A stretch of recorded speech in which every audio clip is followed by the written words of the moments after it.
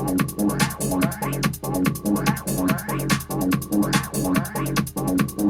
guys, Faxi Nadu here, and with our little videos about the Electribe series, and along with the Yamaha DX200. So recently we've just added the Korg ES-1, which goes along with the other Electribes, with the EA being the virtual analog and the ER being the rhythm one, the drum machine, and the ES being a sampler. Now it is a sampler, but it being like sort of on a step sequencer without really too much of a pitch control. So this is very much like a drums and effects sort of sampler.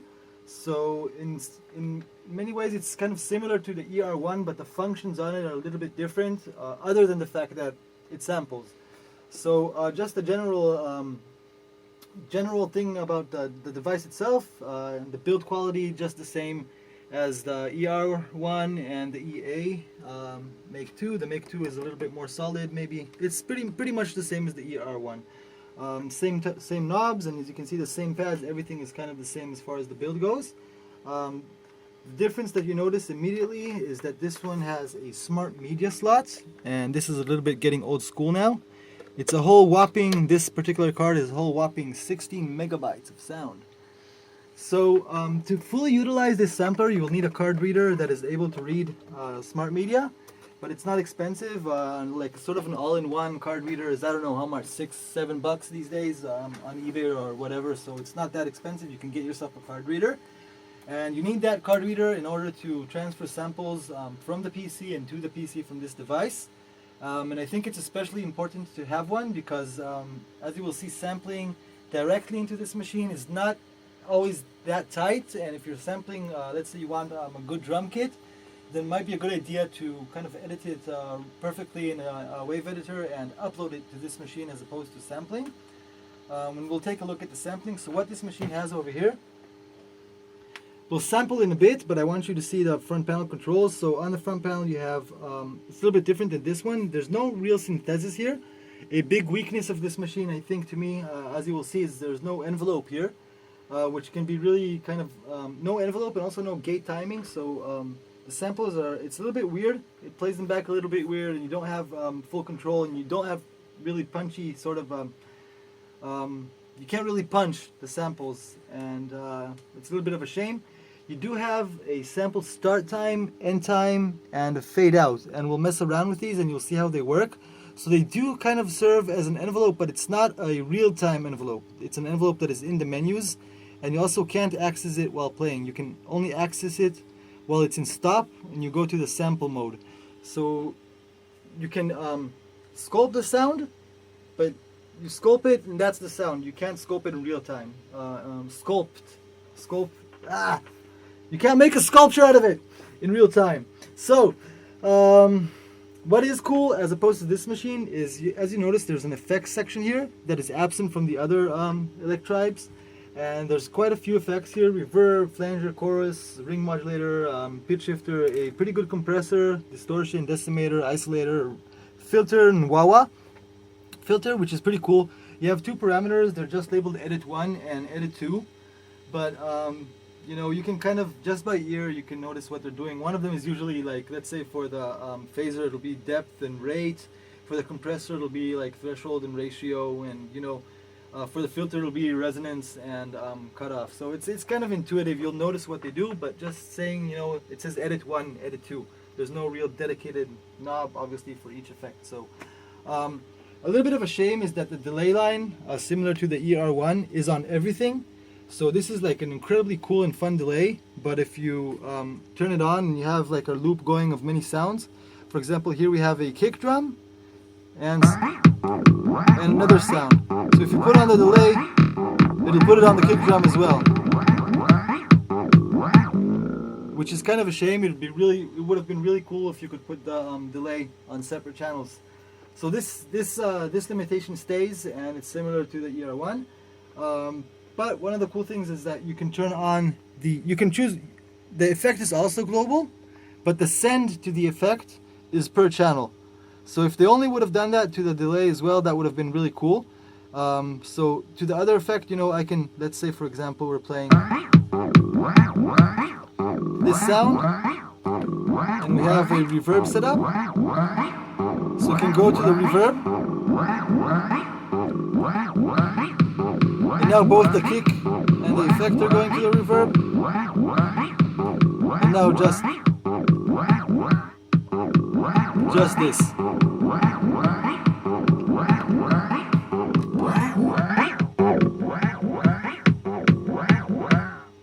So that is kind of cool that you can set the effects. There's a little roll knob here which kind of takes your sample and rolls it like really quickly on the BPM.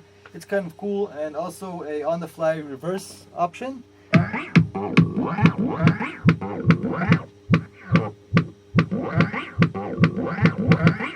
And the reverse obviously is on each different pattern itself.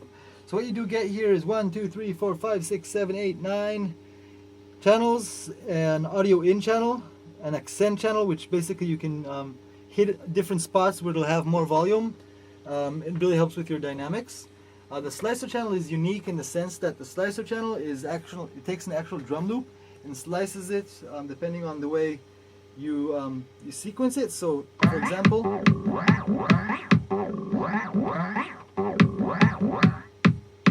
the slicer channel now has a drum loop on it, and this would be the loop.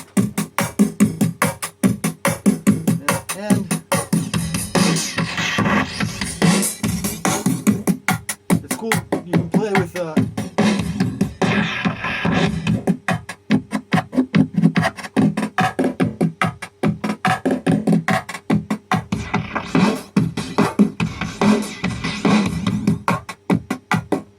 just another cool thing. Yeah, you notice on the slicer channel, it's not letting me turn on and off each and every step, so it's kind of dependent on the channel in a way.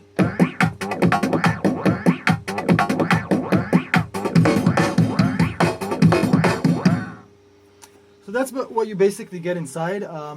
It is very limited. The machine is very limited because of the way they set it up, because there's no send to the delay, and because there's no envelope. So there are limitations to your creativity, and you will get kind of pissed off at it in ways. But on the other hand, you'll get a kick out of some of the stuff that it can do. For example, this channel that we have, this thing is just me with the microphone and with twisting some knobs. And I'll show you how something like that can be done. So let's sample something. So first of all, I have the mic here, and on the back there is an option to, the input can be either mono or stereo or line level or mic level, and there's a gain knob. So it actually serves as kind of a not that horrible of a preamp, you know, for a mic. You can deal with it. There's sound. So now I've enabled the audio through. You can listen to through the speakers to what's actually passing inside the machine. And to go into sampling mode, one good thing about this machine, let's turn this off for a second. One good thing about this machine, great thing about this machine, is that it's very, very, very intuitive. Not just the front panel controls, also the whole sampling process. Everything is really, really easy. The matrix is simple enough.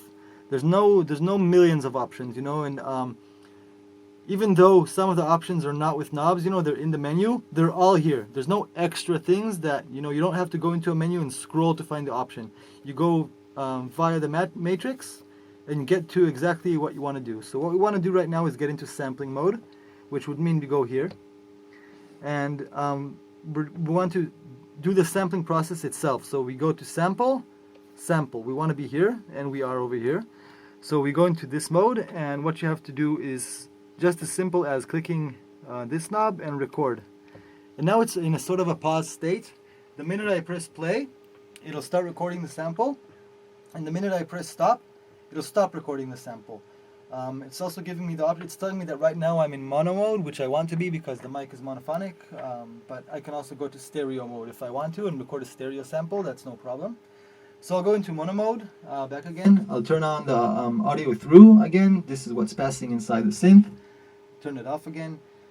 So all I need to do is press play and then stop. Now that's the one tricky thing about this machine, because you have no graphical representation for the sample. So no matter how good you are and how fast you are, it's not going to be nanosecond tight, and you don't have a visual reference. You know, you're going to have to play with the start and endpoints, and I'll show you how to do that in a second. So let's sample something. I don't know. Let's just do a or something like that. So, so I did play. I pressed stop, and now I can listen to it. Hopefully, or not. It should let us. Maybe it did. 1 second. So I'll write it to sample 55. Right. Let's see if we save this thing.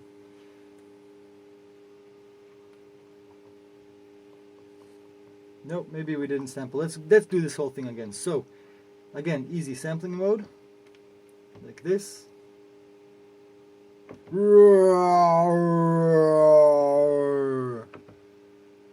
Why is it not sampling? Goddamn! Maybe you need to be in through mode. I don't know.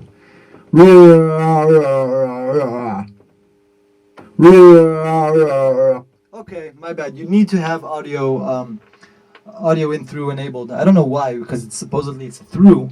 But okay, so let's do it again and have a little bit of less distortion. So this will be the sample.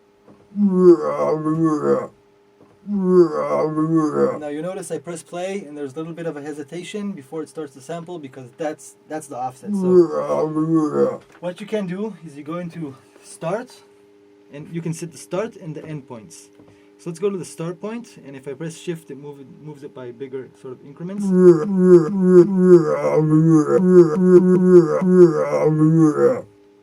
And let's go to the end point as well.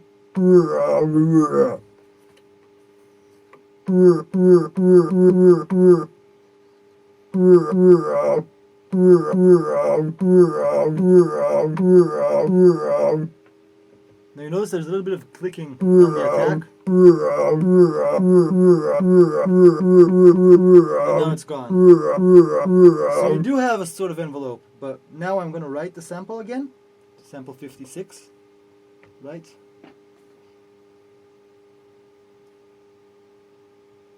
Takes it a second, and now it's written to the machine. Now I can sequence with this sample. You have to go back into pattern mode. So now, that's what I meant before. Now, to write, I have to be in pattern mode, to write and edit, to do stuff. And I no longer can really quickly go into the envelope. So it's not really an envelope. So we have this. And let's choose this new sample for this channel. So let's go to number 56. And so that would be the actual real sample. So let's play our loop. I'm going to keep just the kick. So I have just the kick drum. And let's go into our sample.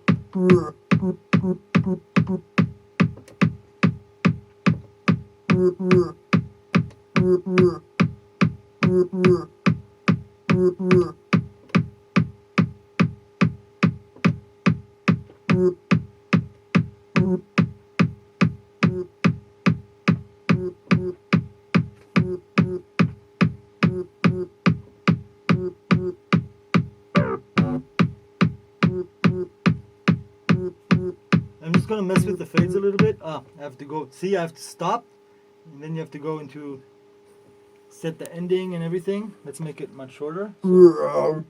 And let's try now.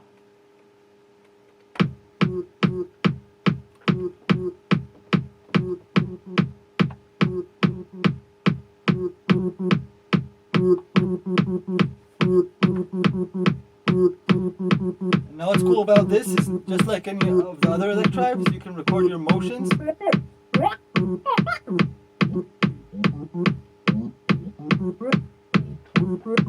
can do something like that. So what I need to do is turn on the motion sec and have it turned on over here. Sorry, over here.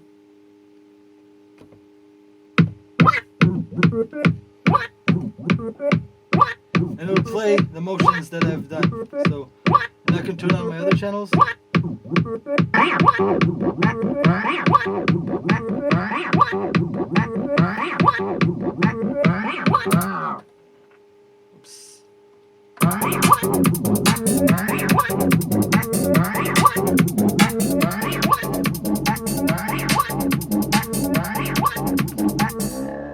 Now if I had my kick, let's say we don't have a kick drum.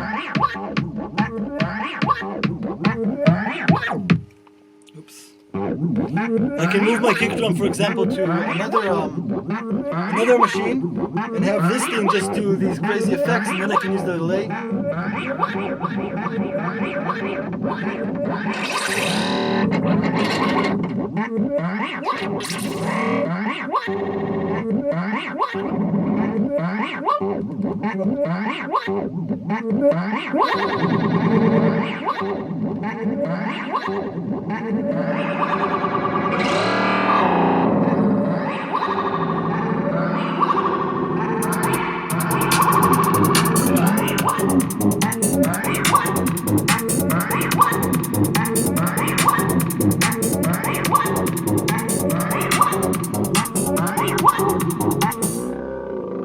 So obviously this is really messed up, but you get the idea.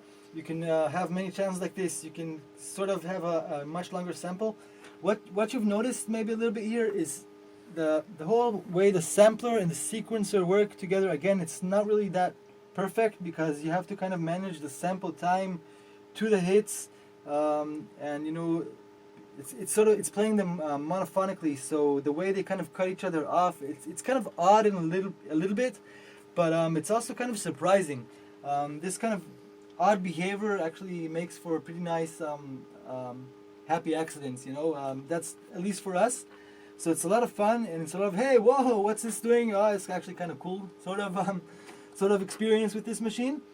Again, one last thing is if you plan to sort of sample actual tight drums, if you're not looking for effects with this thing, probably the wiser move would be not to sample directly into this, but to copy samples into it.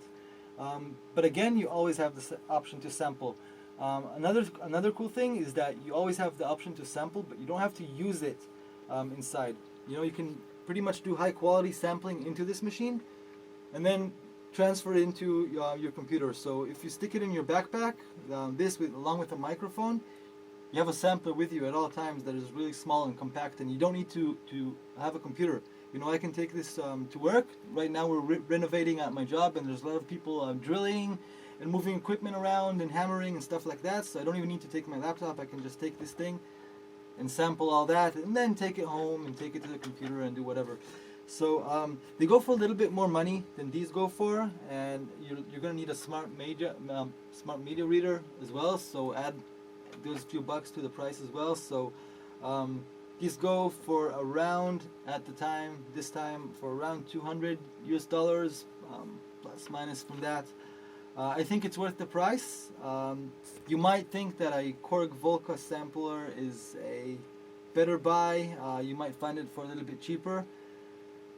I don't know. I think they're both cool and do things a little bit differently. This thing definitely goes very, very, very nicely well with the other Electribes and also with the Yamaha looper. So I do recommend this device. I think for what it does, for what you get for the instant gratification, the ER1 is cooler. But if you already have the ER1 or the EA1, or you're interested in these kind of loopers, or if you're interested in sampling, then this is a good buy, and I do recommend it. So go look for one and have fun. See you on the next videos.